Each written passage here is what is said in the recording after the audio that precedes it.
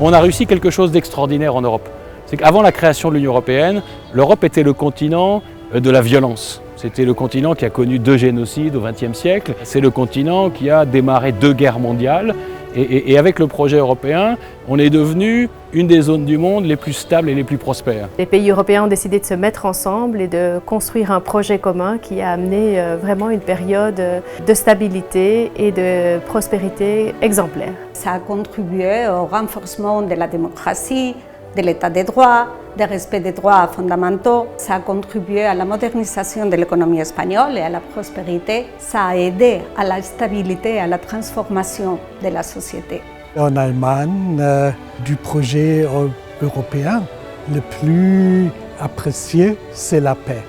C'est la paix qu'on a établie après la Deuxième Guerre mondiale en Europe, un projet de stabilité et de prospérité.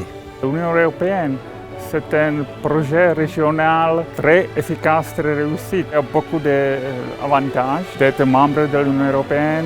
Tout d'abord, la coopération économique, la coopération politique et aussi le libre mouvement des citoyens.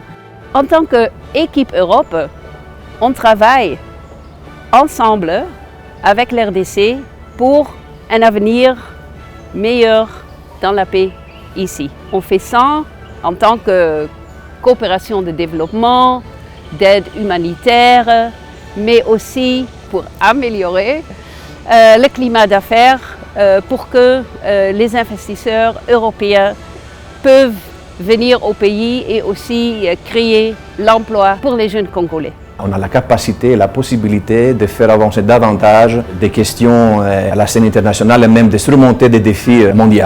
Une grande partie de la coopération européenne en RDC et dans d'autres pays est faite avec le budget commun partagé par tous les États membres, donc les 27 aujourd'hui. Ça donne une dimension agrandie à la coopération, à l'appui humanitaire, à l'aide au développement. Dans un monde instable, l'Union européenne reste un acteur fiable, attaché au droit, au multilatéralisme et à la souveraineté des États.